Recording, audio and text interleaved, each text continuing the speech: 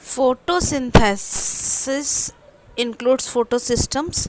The pigments are organized in the thylakoid membrane into two discrete light harvesting complexes, that is LHCs, within photosystems. Photosystem 1 PS1 and photosystem 2 PS2. Each photosystem has one specific chlorophyll A and many other pigment bound by protein. The chlorophyll A form the reaction center where the actual reaction takes place, while the other pigment molecule form the light harvesting system, also called antennae. In PS1, the reaction center is P700, which is a chlorophyll A molecule that absorbs light at 700 nanometer. In PS2, the reaction center is P680, a chlorophyll A molecule that absorbs light at 680 nanometre. तो photosynthesis की process के लिए photosystem पाया जाता है plant में, pigment में, thylakoid membrane में, और जिसे लाइट हार्वेस्टिंग कॉम्प्लेक्स कहते हैं. ये दो होते हैं, एक तो फोटोसिस्टम 1 होता है और एक फोटोसिस्टम 2 होता है. हर फोटोसिस्टम में एक स्पेसिफिक क्लोरोफिल ए होता है जिसके साथ और भी पिगमेंट्स होते हैं प्रोटीन से बाउंड किए हुए.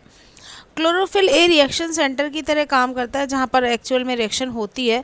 बाकी अदर पिगमेंट मॉलिक्यूल जो हैं वो लाइट हार्वेस्टिंग सिस्टम को बनाते हैं जिन्हें एंटीनी भी कहा जाता है. फोटोसिस्टम 1 में रिएक्शन सेंटर जो होता है उसे P700 कहते हैं, जो कि क्लोरोफिल ए के मॉलिक्यूल होते हैं और 700 नैनोमीटर की वेवलेंथ सनलाइट से जो आती है उसे एब्जॉर्ब करते हैं. जबकि फोटोसिस्टम 2 में रिएक्शन सेंटर P680 होता है और क्लोरोफिल का मॉलिक्यूल होता है ए का, जो एब्जॉर्ब करता है 680 नैनोमीटर की वेवलेंथ को जो सनलाइट से आती है. Now I am talking about mechanism of photosynthesis. Photosynthesis occur in 2 steps, light reaction or photochemical phase, and dark reaction or biosynthetic phase. तो फोटोसिंथेसिस 2 स्टेप में होती है. पहले तो लाइट रिएक्शन होती है, फिर डार्क रिएक्शन होती है.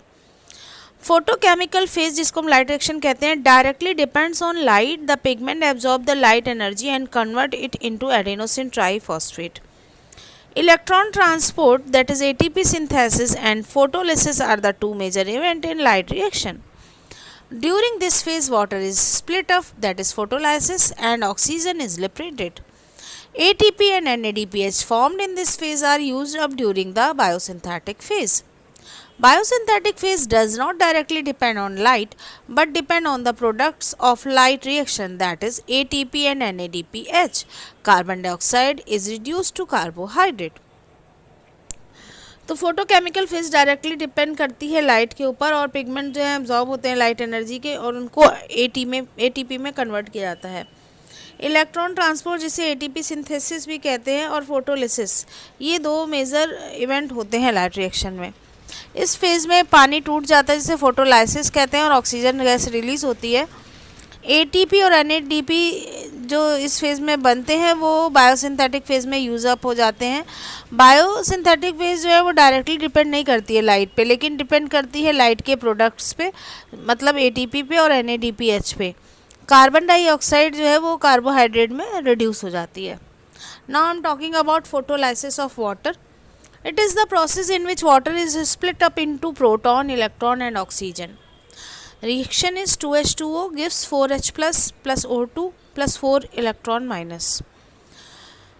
The water splitting complex is associated with the photosystem second, which is located on the inner side of thylakoid membrane. The electrons are used to replace the electron lost by PS2.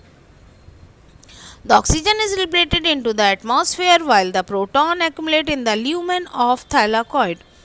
तो पानी की photolysis होती है तो water टूटता है, hydrogen ion बनते हैं, 4 इलेक्ट्रॉन निकलते हैं और ऑक्सीजन रिलीज़ होती है. और ये वाटर स्प्लिटिंग कॉम्प्लेक्स जो है वो फोटोसिस्टम 2 से रिलेटेड होता है, जो कि थाइलाकॉइड के इनर मेम्ब्रेन पे होता है. इलेक्ट्रॉन यूज़ हो जाते हैं और रिप्लेस कर देते हैं, इलेक्ट्रॉन जो फोटोसिस्टम सेकेंड में हैं उससे रिप्लेस कर दिए जाते हैं. ऑक्सीजन एटमॉस्फेयर में रिलीज़ कर दी जाती है, जबकि जो प्रोटॉन है वो थाइलाकॉइड की कैविटी में ल्यूमन में इकट्ठा हो जाते हैं. Now I am talking about electron transport.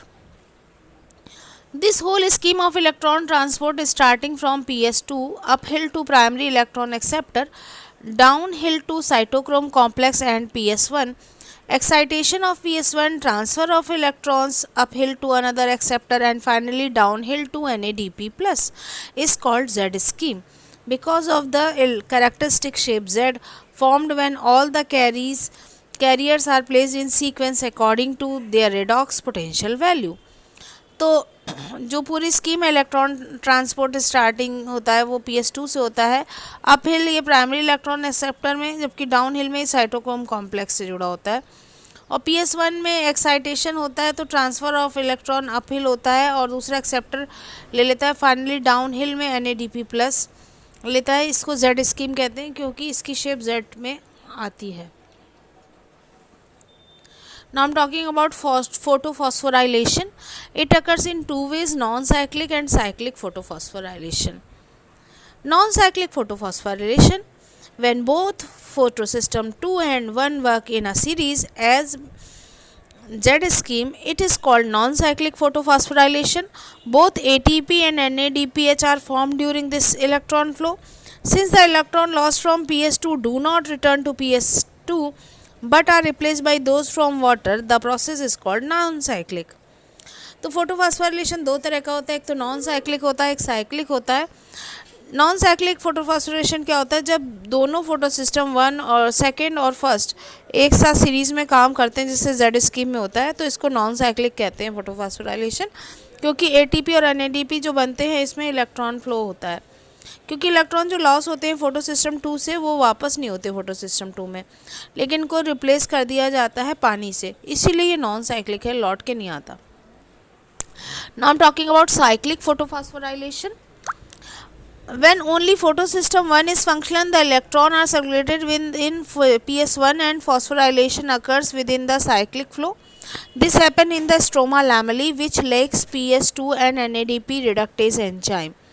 So the excited electron do not pass on the NADP plus but return to PS1 through ETS as de-energized electron. Hence there is a formation of ATP but not NADPH is formed.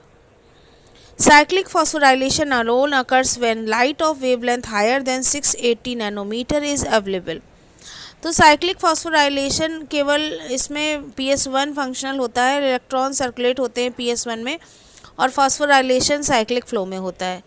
ये stroma lamellae में होता है जिसमें PS2 और NADP reductase enzyme नहीं पाए जाते, इसलिए एक्साइटेड इलेक्ट्रॉन पास नहीं होते NADP प्लस में, लेकिन रिटर्न हो जाते हैं PS1 में ETS के थ्रू, इलेक्ट्रॉन ट्रांसपोर्ट सिस्टम के थ्रू, और इसलिए फॉर्मेशन होता है ATP का, लेकिन NADPH नहीं बनता है।